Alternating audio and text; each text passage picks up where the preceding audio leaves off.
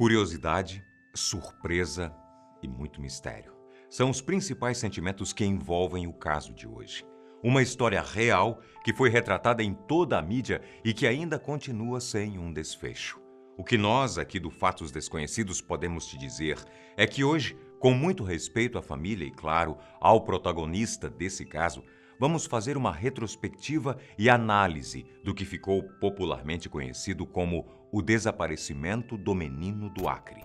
E como toda essa história misteriosa é bastante complexa e também delicada, afinal estamos falando sobre um rapaz que está desaparecido, nós decidimos que Bruno merecia muito mais do que apenas ter a sua história contada em mais um vídeo aqui no canal. E é por isso que preparamos esse especial. Se você ainda está confuso porque não conhece ou não ouviu falar sobre esse assunto, tá tudo tranquilo, não se preocupe, porque eu vou te explicar em detalhes as principais e mais relevantes informações sobre essa história. Por isso, seja muito bem-vindo ao canal Fatos Desconhecidos. Eu me chamo Antônio Bocco e você é nosso convidado para embarcar nessa com a gente e descobrir um pouco mais sobre o caso de Bruno Borges. Antes de efetivamente começarmos a analisar o caso de hoje, eu preciso adiantar que o nosso objetivo não é explorar o desaparecimento do Bruno e nem mesmo tentar deduzir qual será o desfecho dessa história, até porque isso seria impossível e até irresponsável da nossa parte. Indo direto ao assunto, para quem ainda não sabe ou não se lembra do que aconteceu, no dia 27 de março desse ano, a notícia do desaparecimento de um garoto de 24 anos tomou conta de toda a mídia. Bruno Borges é um estudante de psicologia que vive com os pais e irmãos em Rio Branco, no estado do Acre. E até aí, a história do Bruno se parecia e muito com todas as trágicas histórias de desaparecimento. Mas algo nada convencional tornou esse caso mais do que especial.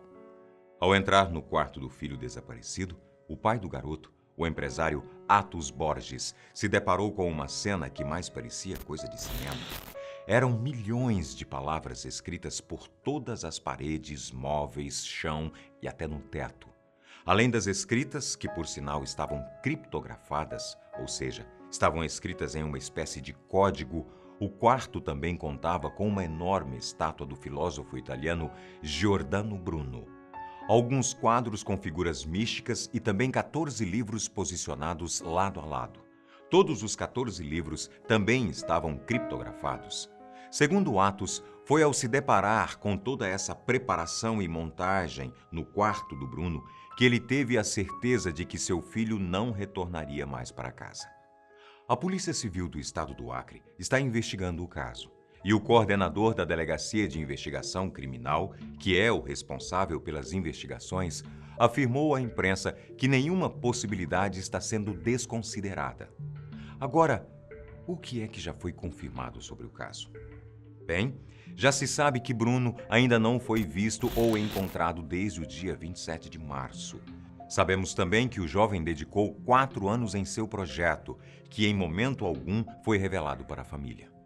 No ano de 2013, para vocês terem uma ideia, Bruno pediu à sua mãe Denise patrocínio para que ele pudesse se dedicar a um projeto, que ele não podia explicar exatamente o que era. A única coisa que ele disse à sua mãe é que se tratava da produção de 14 livros que, segundo ele, iriam mudar o mundo para melhor. A mãe do menino não aceitou dar a ele o dinheiro que ele pedia, exatamente pelo fato dele não poder contar a ela sobre o que se tratava.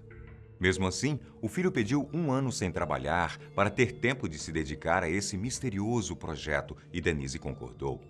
Foi em meio a essa situação e por acreditar veementemente naquilo que ele havia planejado que Bruno procurou um parente que emprestou a ele a quantia de R$20 mil para que o projeto fosse executado.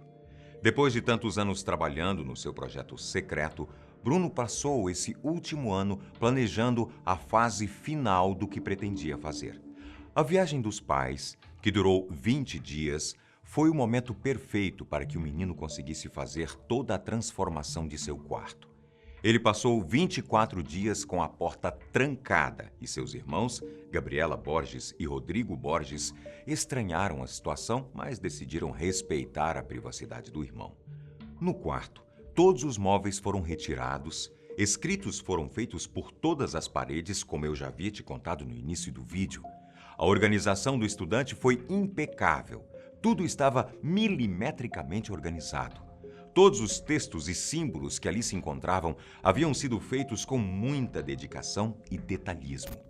Ninguém sabe exatamente o que é que está escrito nesse lugar, até porque tudo foi criptografado, assim como os 14 livros que estavam dispostos um do lado do outro, claramente de modo que fossem facilmente encontrados.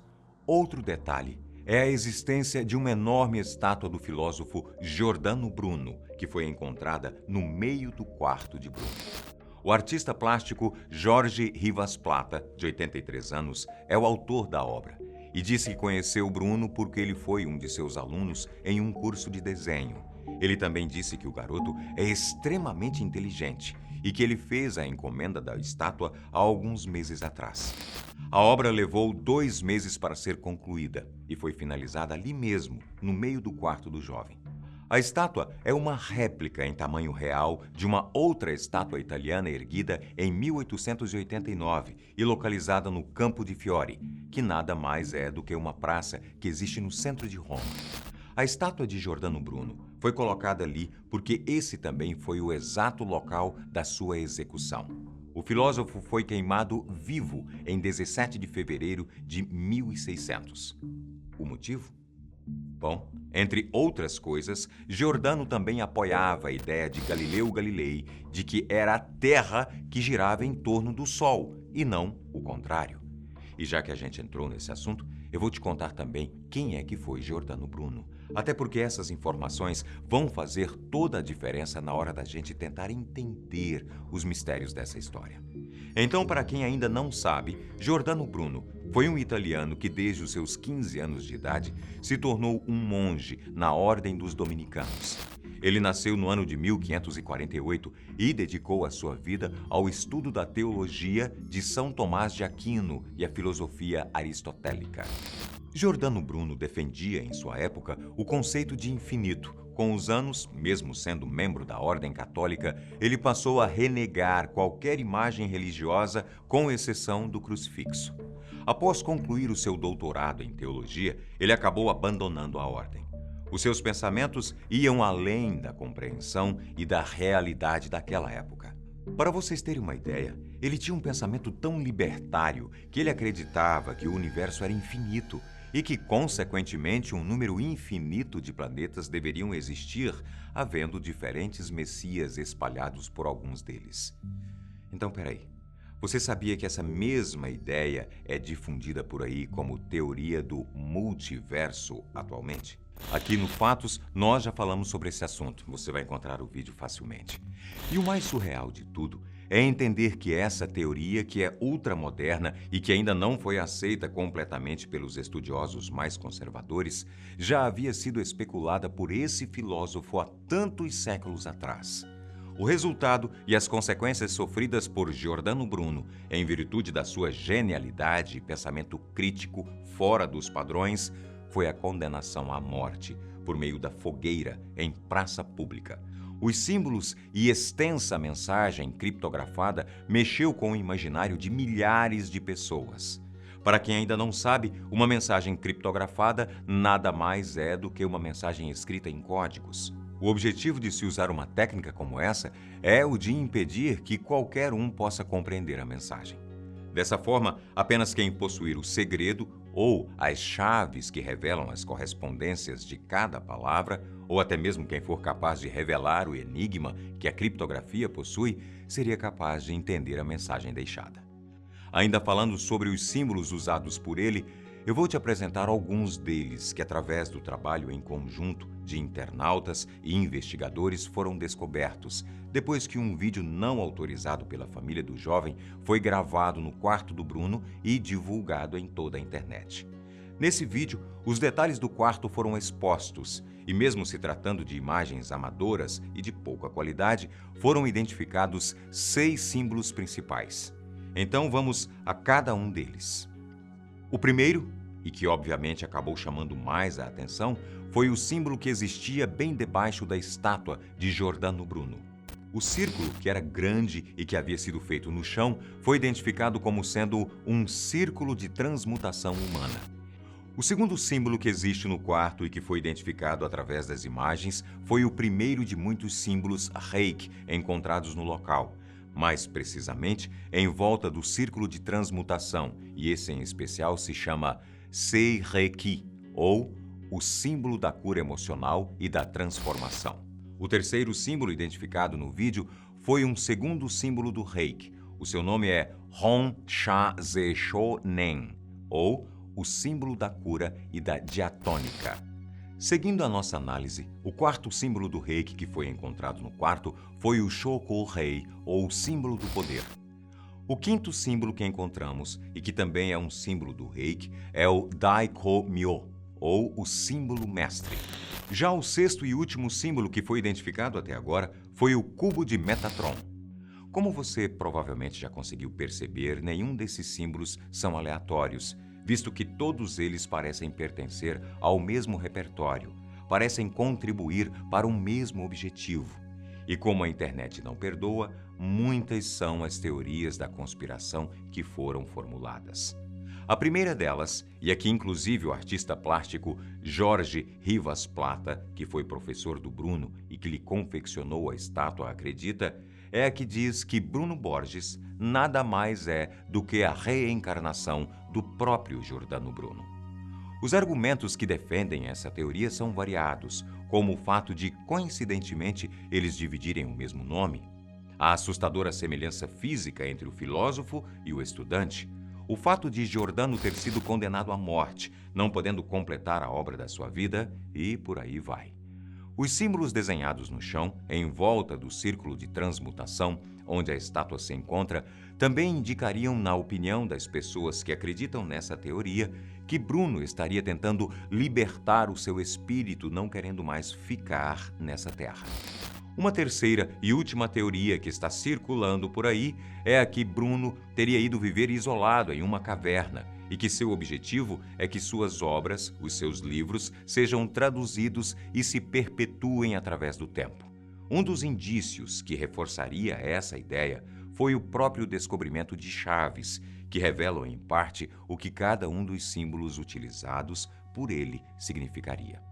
Agora, teorias à parte, mas ainda falando sobre a tradução de toda essa obra que foi deixada pelo garoto, eu posso te adiantar que dois jovens da cidade de Goiânia, Igor Rincon, de 21 anos, e Renoir dos Reis, de 23, criaram um site chamado Decifre o Livro, que tem como objetivo descriptografar as 14 obras de Bruno através de um trabalho colaborativo. Igor é diretor de tecnologia em uma empresa de segurança digital e, por esse motivo, ele já estava acostumado a lidar com a tradução de mensagens criptografadas. Já o seu sócio no site, Renoir, trabalha como diretor de desenvolvimento e atua como analista de sistemas e também se interessou muito pelo caso. Felizmente, é com muito prazer que eu posso contar a vocês que nós aqui do Fatos tivemos a oportunidade de conversar com esses dois jovens para a gente tentar entender um pouquinho mais sobre esse trabalho que foi feito. E, claro, para a gente também tentar entender um pouco mais sobre esse mistério. Bem, pessoal, eu tenho o prazer de ter aqui comigo hoje o Igor Rincon, Renoir Reis, que são os dois jovens responsáveis pelo trabalho de decodificação desse material que foi deixado pelo Bruno. E eu tenho certeza vocês têm curiosidades, milhares delas, assim como eu também. Nós temos algumas perguntas a fazer. A gente espera que vocês tragam para nós um pouco de luz sobre esse assunto que, sem dúvida, um dos mais misteriosos que a gente se deparou com ele na grande mídia ultimamente. Não é isso mesmo? Com certeza. Qual foi como é que o material começou a chegar até vocês? Qual foi o primeiro contato que vocês tiveram com os códigos que o Bruno deixou? O primeiro contato foi o Igor, né? Uma amiga do Igor passou uma página com um texto chamado Caminho Difícil, que o Igor começou a ficar muito quieto lá no escritório e eu comecei a achar estranho o que ele estava trabalhando, me aproximei e falei, cara, o que você tá... Ele, não, olha isso aqui. Ele já estava com praticamente todo o alfabeto pronto. Uhum. E aí eu falei, cara, vamos terminar isso e vamos disponibilizar isso para a comunidade para acelerar esse processo de tradução. Uhum. Porque quando você está na comunidade de desenvolvimento, você percebe que os projetos que são abertos para todo mundo colaborar, eles ganham uma dinâmica muito acelerada. Então, Ou seja, nós abrimos esse projeto, fizemos o primeiro protótipo, o MVP dele, que tinha apenas um teclado, que era o teclado com símbolos, onde a pessoa clicava no símbolo que ela estava vendo no texto, e aí ele traduzia para o alfabeto humano, o alfabeto tradicional nosso. Certo. E aí a pessoa conseguia ver o que estava escrito no texto. E aí, com o tempo, em menos de 2 dias, nós já tínhamos mais 2 codificações descobertas pela comunidade, decifradas, e o pessoal já tinha feito até o arquivo de fonte desses códigos. Tudo no nosso sistema. Então, a dinâmica foi fantástica. Assim, um negócio que a gente tem que ver é que saiu muito na mídia falando que aquele era a criptografia do manual do escoteiro e tal, esse tipo de coisa. Certo. Só que, assim, quando ele criou a criptografia, não foi só uma, tá? São 5, 6 criptografias. Então, assim, existem criptografias diferentes. A que a gente começou a decifrar foi a primeira que a gente achou. Certo. Que foi uma criptografia de substituição simples. As outras 4 criptografias que a gente achou também eram do mesmo jeito. E teve uma lá que a gente não decifrou ainda, que tá a pessoa da comunidade tá decifrando. E assim, esse material que começou a chegar pra gente foi realmente o pessoal da internet vendo o vídeo de que a mídia publicou, tirando foto frame por frame, melhorando a qualidade das imagens e enviando pra gente. Enviando para vocês. Qual a informação que mais chama a atenção de vocês? Qual aspecto de todo esse material, ou seja, de todo o material que vocês já conseguiram decodificar até agora, que mais chama a atenção? O que vocês acham que é mais intrigante, mais interessante? Assim, uma coisa que eu percebi é que talvez ele tenha falado, na verdade, o óbvio que a gente não percebe. Ele fala coisas em relação, por exemplo, a um caminho que você tem que seguir para chegar a uma verdade. Certo. Existem caminhos mais fáceis, caminhos mais difíceis, que talvez um seja aceitar uma informação, outro talvez seja questionar a informação. Por trás daquele todo material, provavelmente estão as ideias muito, muito interessantes assim, de estudar. Só que o negócio principal é que a gente não teve acesso para ver todo o contexto que ele estava querendo falar, entendeu? Existe esse problema ainda.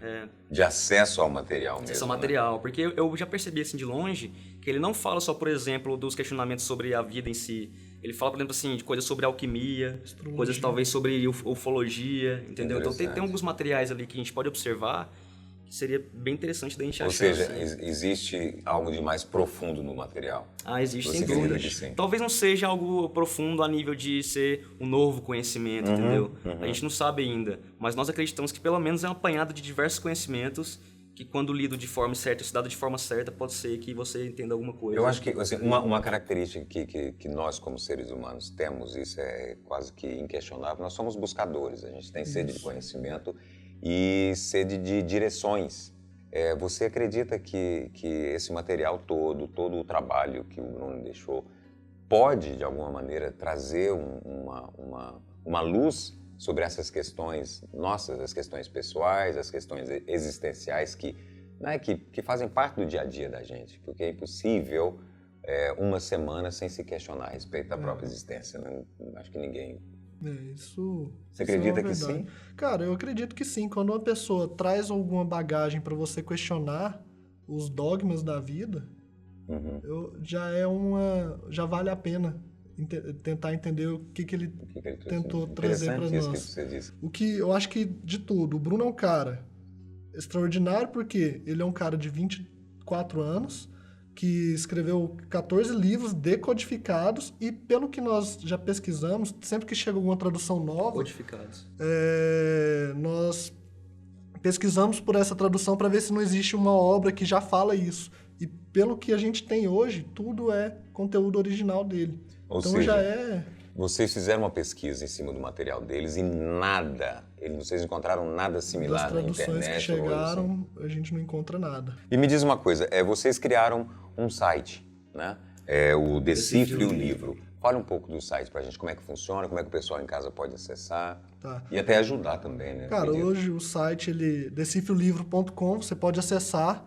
Nele você vai encontrar uma área de texto, algumas traduções no canto direito que faltam ser traduzidas, alguns textos que faltam ser traduzidos, que o pessoal já disponibilizou as imagens.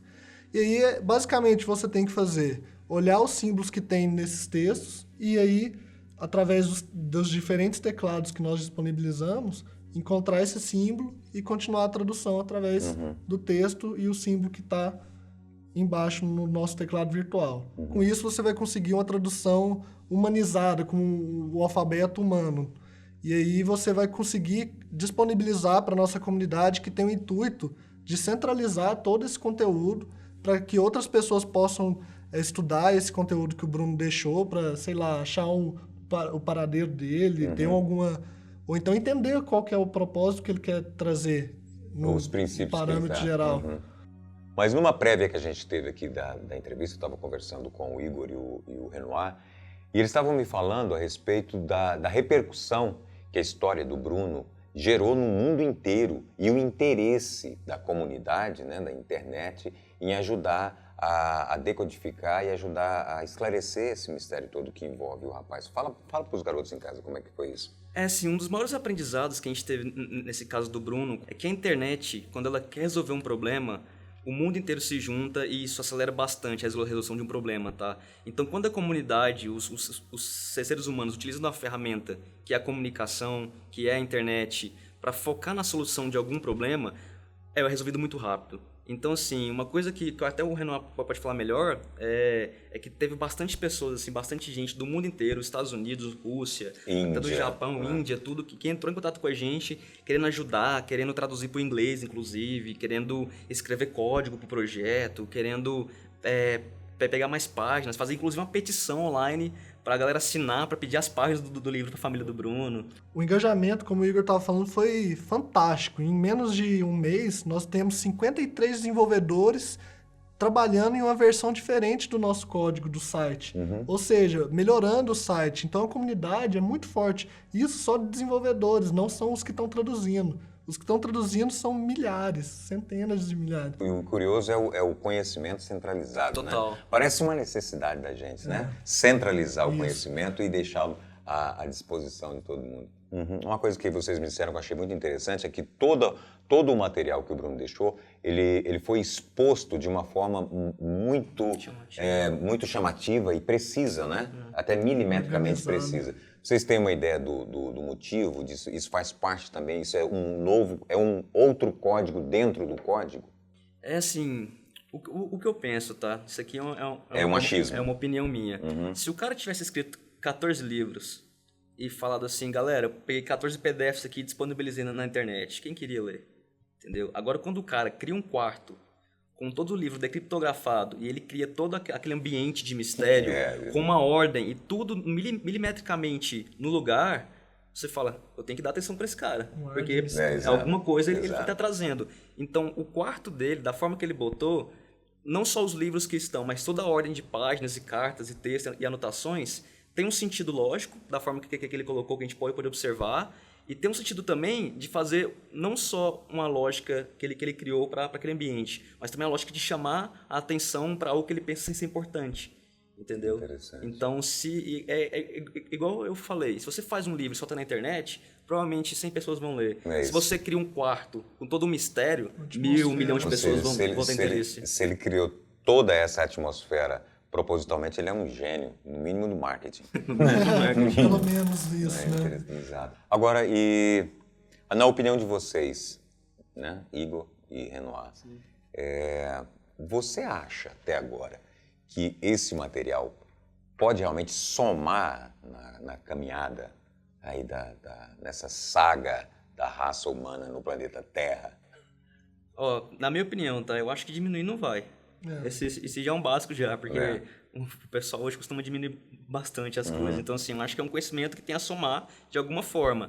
Eu carrego comigo a frase, valeu a pena? Tudo vale a pena quando a alma não é pequena. Bonito. Então, eu acho que vale a gente dar uma olhada, parar, porque foi uma coisa que chamou atenção. Então, depende da vista que você tem sobre o que ele fala. Como você consegue trazer isso para as suas experiências. Qual o problema que vocês estão enfrentando, qual a dificuldade que vocês encontram para ter acesso aos fascículos, aos livros? Inicialmente, nós tínhamos a informação de que os livros estavam apreendidos pela polícia por causa da investigação que estava ocorrendo. Certo. Mas, de acordo com alguns repórteres que estão lá no Acre fazendo a investigação mais próxima, os livros estão com a família. Então, seria muito legal nós termos acesso a esses livros para continuar a tradução e, às vezes, achar o paradeiro do Bruno, ou entender melhor o que ele quer dizer. Que é uma pergunta que não quer calar, né? Aliás, não é só o mistério. Instigou toda a sociedade. Exatamente. Né? O mistério não é só com relação aos códigos de material que ele deixou, mas e onde é que está o rapaz, né? Tem uma família que busca resposta. Isso. Né? Bem, eu queria parabenizar vocês pelo Obrigado. trabalho, né? Pelo histórico profissional, principalmente com idade, né? Com tão pouca idade, com tanto para dividir com a gente, com o mundo. Igor, meus Muito parabéns. obrigado, cara, pelo E convite. vocês... Cara, obrigadão. Um abraço grande, obrigado pela visita aqui nos nossos estúdios. E eu Isso. espero que a galera em casa tenha gostado e que isso tenha esclarecido algumas dúvidas de vocês. E vamos aguardar, principalmente todo mundo torcendo, para que no final dessa história a família tenha uma resposta clara de onde é que está Bruno Borges e nós consigamos ter um pouco mais de clareza e esclarecimento com relação à mensagem do rapaz. Bom, por fim, depois de toda essa análise sobre o caso do desaparecimento do Bruno Borges, nós podemos concluir que esse jovem realmente é um garoto especial, que acredita em suas ideias, é extremamente inteligente e que não fez nada disso aleatoriamente. Nós esperamos também que, em breve, ele seja encontrado e volte para sua família e amigos. E, claro, esperamos também que esse pequeno prodígio nos dê um norte sobre a sua obra, que ele responda a todos os porquês que ainda existem e que a sua obra, de fato, consiga cumprir o seu objetivo. Porque nós também queremos, Bruno, que o mundo seja um lugar melhor para se viver. Esse foi o nosso especial de hoje, em homenagem ao Bruno. Espero de coração que vocês tenham gostado. Deixem as suas dúvidas e opiniões aqui embaixo nos comentários, porque eles são sempre muito bem-vindos. E até o próximo programa.